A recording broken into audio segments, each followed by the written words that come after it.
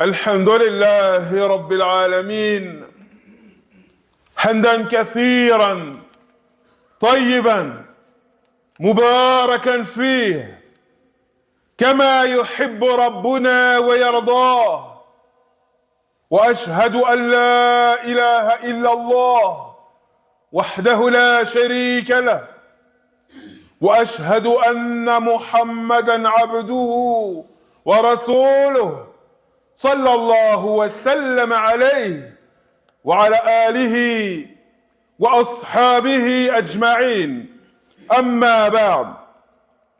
Mes très chers frères, mes très chères sœurs, Hafizakumullah, qu'Allah vous préserve, vous et vos proches, et qu'il vous accorde la guidance, ainsi qu'à nous-mêmes, jusqu'à notre dernier souffle.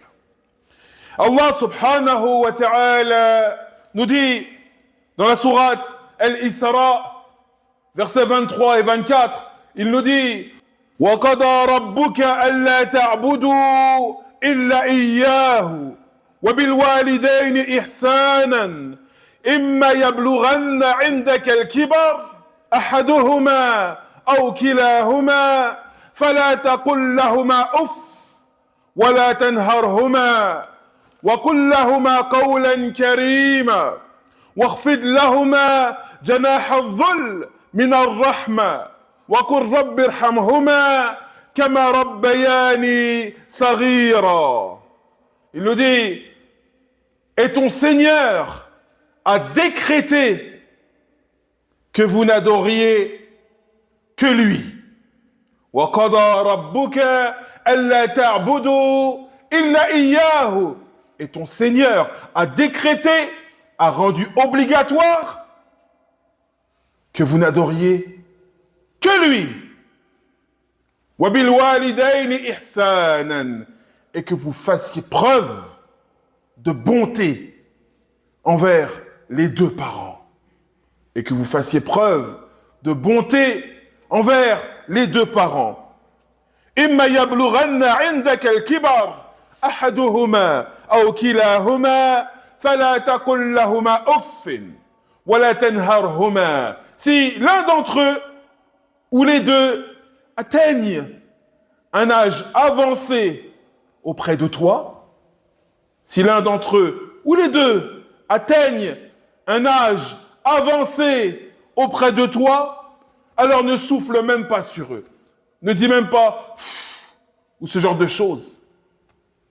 Et ne les brusque pas. وَقُلْ لَهُمَا قَوْلًا كَرِيمًا.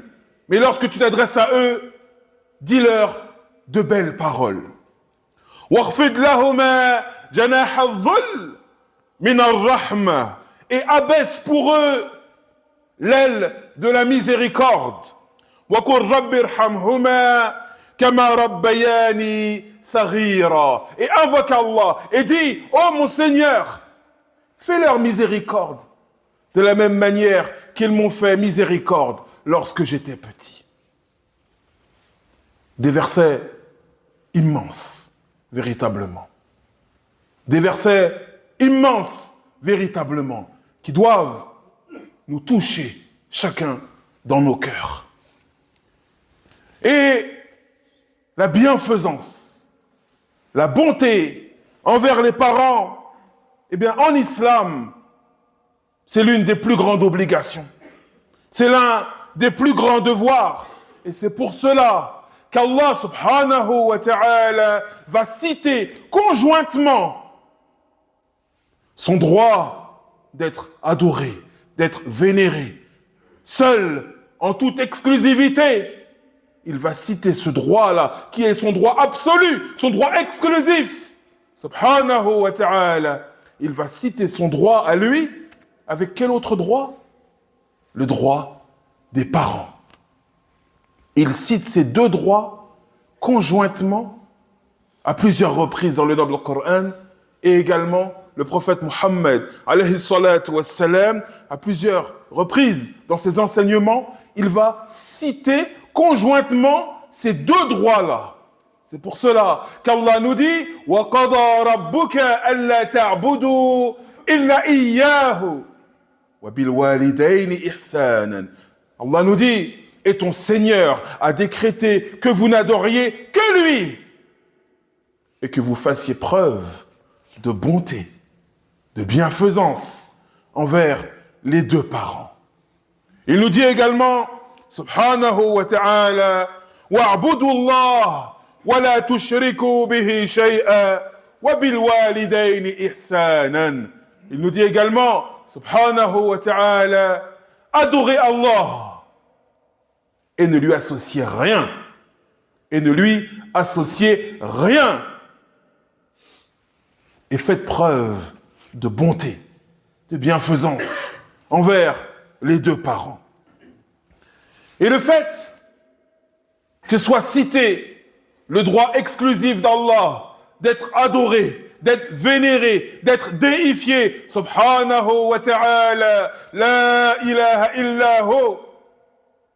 Le fait que soit cité ce droit-là, et conjointement, en même temps, soit cité le droit des parents, le fait de faire preuve de bonté, de bienfaisance envers les parents, nous montre et nous indique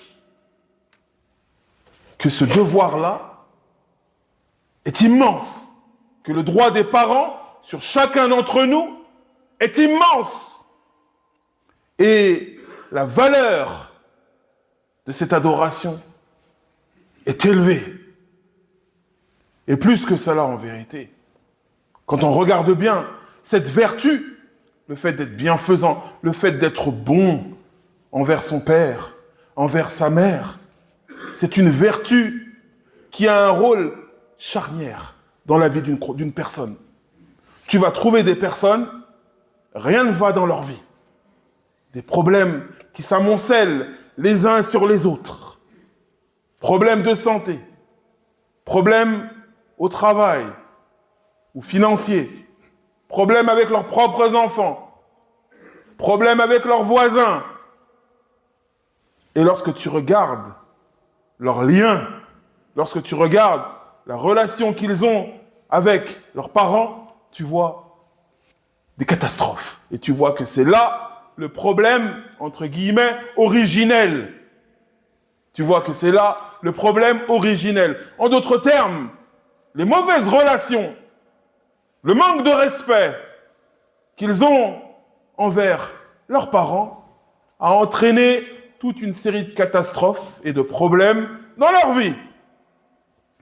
Et regardez la parole de Abdullah ibn Mas'ud, radiyallahu anhu, qui nous dit « Sa'altu al-Nabi sallallahu alayhi wa sallam ayyul amal ahabbu ila Allah »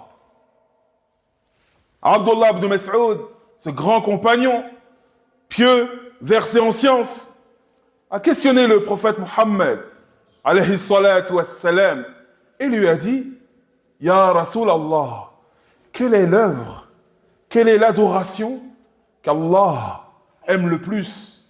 Quelle est l'adoration qu'Allah aime le plus? Alors le messager d'Allah lui a répondu, As-salatu ala waqtiha. La prière faite à son heure. La prière faite à son heure.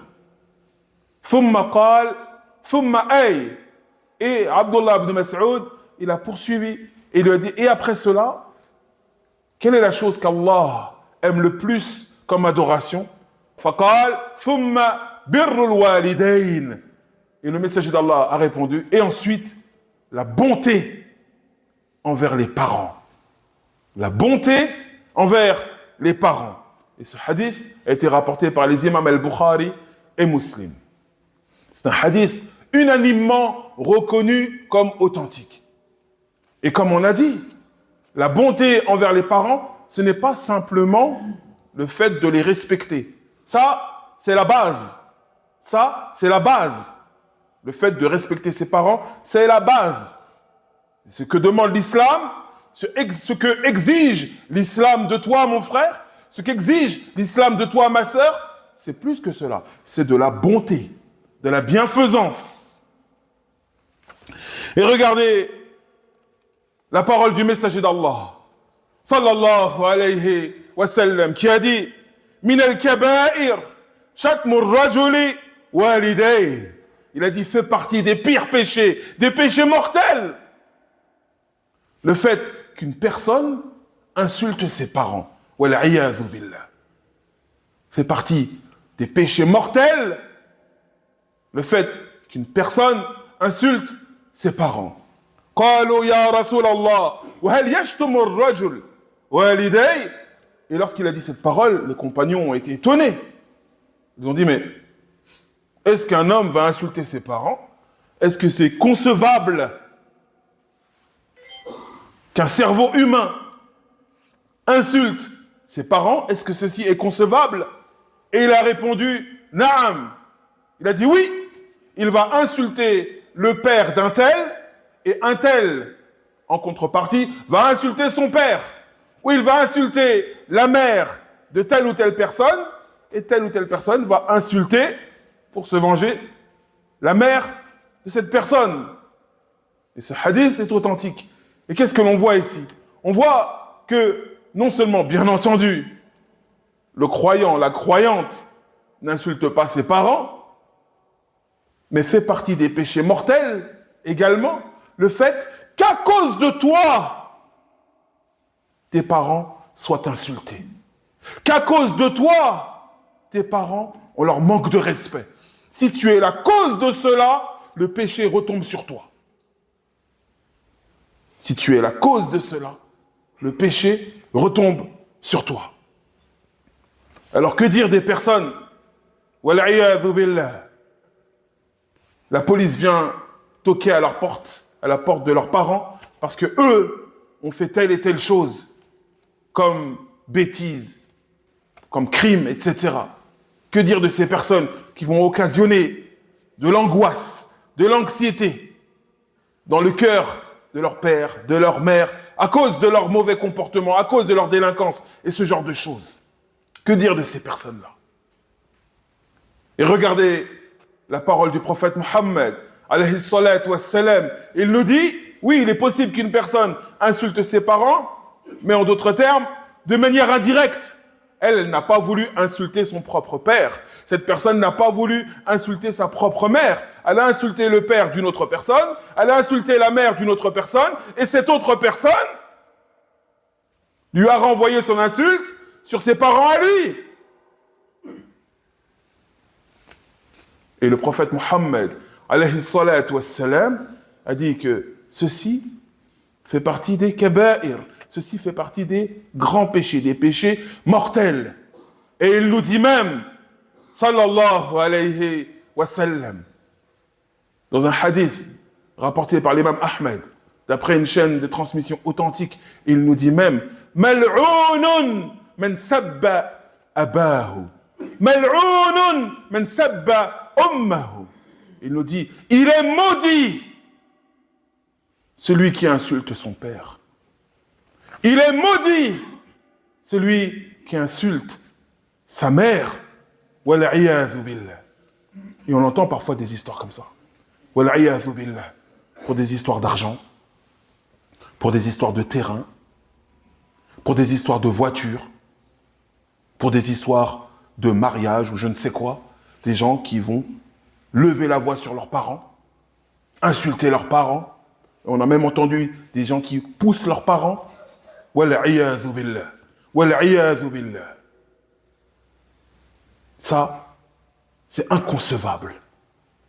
Émanant d'un croyant, émanant d'une croyante, émanant d'un musulman ou d'une musulmane, c'est une chose qui est inconcevable.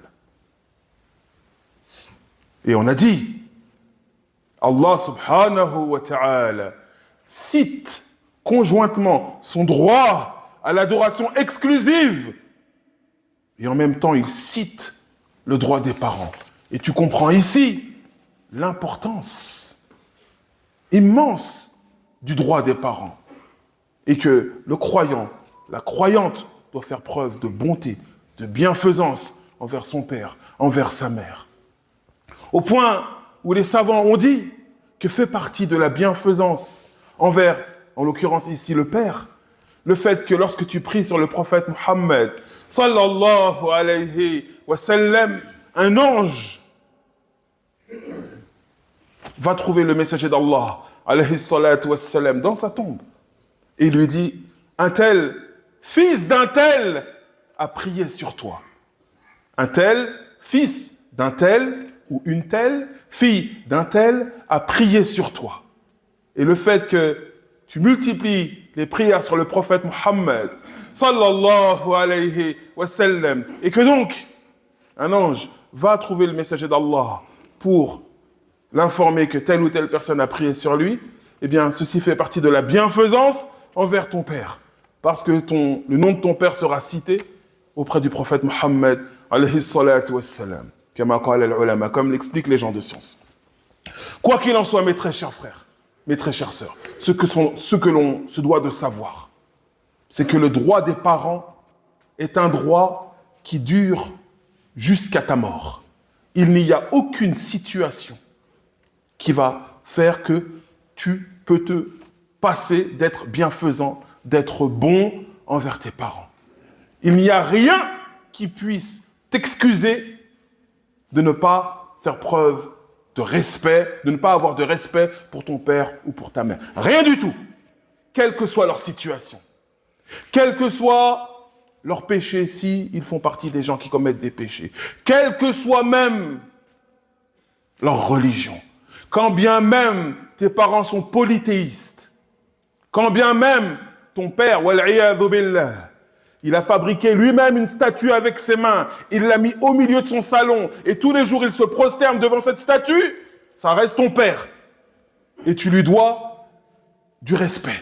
Tu lui dois de la bienfaisance. Comme nous dit Allah, subhanahu wa ta'ala, dans le noble Coran, وَإِنْ جَاهَدَاكَ عَلَى أَنْ تُشْرِكَ بِي مَا لَيْسَ لَكَ بِهِ عِلْمٍ فَلَا تُطِعْهُمَا وَصَاحِبْهُمَا فِي الدُّنْيَا مَعْرُوفًا. Il nous dit, subhanahu wa ta'ala, et même s'ils te forcent, tes parents, à faire du shirk, à m'associer, nous dit Allah, subhanahu wa ta'ala, et même s'ils te forcent à m'associer ce dont tu n'as aucune science, ne leur obéis pas. Bien entendu, tu ne vas pas adorer autre qu'Allah pour faire plaisir à tes parents. Bien entendu, tu ne vas pas désobéir à Allah, la plus grande des désobéissances, le shirk, pour faire plaisir à tes parents. Mais Allah nous dit, même s'ils te forcent à cela, fala tuti'huma, ne leur obéis pas. Wa sahibhuma fi dunya ma'rufa. Mais sois dans cette vie avec eux d'un bon comportement, convenable, ce qu'il faut, ce qu'il doit. Et ceci nous montre la valeur, le rang des parents en islam, même s'ils te forcent à adorer autre qu'Allah, à aller sur une tombe, à invoquer Foulen ou Foulen, à faire du shirk, tu ne leur obéis pas, bien entendu. Mais ceci ne fait pas tomber ton obligation envers eux de bonté, de respect, de bienfaisance. Ceci n'annule pas cela. Et le prophète Mohammed, alayhi salatu wassalam, un homme un jour est venu le trouver. Il lui a dit, Ya Rasulallah, aradtu an aghzuwa wa qad ji'tu astashiruka. Il lui a dit, j'aimerais combattre. Et je suis venu te trouver pour que tu puisses m'orienter. Un homme est venu trouver le messager d'Allah, sallallahu alayhi wa sallam, et lui a dit, j'aimerais combattre. Et j'aimerais que tu me conseilles, que tu puisses m'orienter. Regardez la parole du messager d'Allah, sallallahu alayhi wa sallam. Il lui a dit, Hal laka min Hal laka min Est-ce que tu as une mère? Est-ce que ta mère est encore vivante? Et l'homme a répondu, oui. Alors le messager d'Allah lui a dit, Falzamha fa innal jannah tahta rijlayha. Il lui a dit, reste à ses côtés, sois près d'elle, car certes le paradis est à ses pieds. Car certes, le paradis est à ses pieds. Qu'est-ce que ceci veut dire? Ça veut dire, sois au service de ta mère. Sois bienfaisant avec ta mère. Fais preuve de bonté envers ta mère ou ton père. Ce hadith cite nommément la mère, mais le droit du père ne tombe pas pour autant. Sois bienfaisant envers ton père, envers ta mère, en espérant par cela le vaste paradis d'Allah subhanahu wa ta'ala. Ibn Abbas radiallahu anhu nous dit Ma min mu'min lahu abawan. Il nous dit il n'est pas un croyant qui a ses deux parents encore en vie et il fait preuve de bonté envers eux soir et matin. Lorsqu'il se couche le soir, il a été bienfaisant, il a fait preuve de bonté envers son père et envers sa mère. Lorsqu'il se lève le matin, il a cette intention d'être bienfaisant, de faire preuve de bonté envers son père et sa mère. Il nous dit, Ibn Abbas, radiallahu an, turjumanul Qur'an, il nous dit, une personne qui est ainsi, eh bien, chaque jour, Allah subhanahu wa ta'ala, Allah lui ouvre 2 portes du paradis. Parce qu'il est bienfaisant avec son père et avec sa mère. Alors chaque jour, Allah lui ouvre 2 portes lui permettant d'accéder au paradis. Et ce hadith, ou plutôt ce athar, est rapporté par l'imam al-Bukhari. Quoi qu'il en soit, mes très chers frères, mes très chères sœurs, chacun d'entre nous, on doit regarder où on en est vis-à-vis de nos parents. Et pour ceux dont les parents ne sont plus de ce monde, eh bien, invoquez pour eux. Faites l'aumône pour eux. Jeûnez pour eux. Et pour ceux dont les parents sont encore en vie, eh bien, rendez leur visite. Appelez-les. Faites preuve de bienfaisance envers eux. S'il y a eu des dissensions, des disputes pour tel ou tel sujet, pour telle ou telle cause, eh bien, vous prenez, même si c'est vous qui avez raison, et c'est eux qui ont tort, pour une histoire de maison, de terrain, de voiture, de mariage, peu importe. Tu prends la raison pour laquelle tu es en colère contre ton père, tu prends la raison pour laquelle tu es en colère contre ta mère, tu prends cette raison-là et tu la jettes contre le mur. Et tu vas trouver ton père, et tu vas trouver ta mère, et tu l'embrasses sur le front. Car c'est ainsi que se doivent d'agir les croyants et les croyantes. فنسأل الله تبارك وتعالى بأسمائه الحسنى وصفاته العليا أن يرزقنا وإياكم بر الوالدين. اللهم ارزقنا بر الوالدين. هذا وصل اللهم على نبينا محمد وعلى آله وصحبه أجمعين والحمد لله رب العالمين.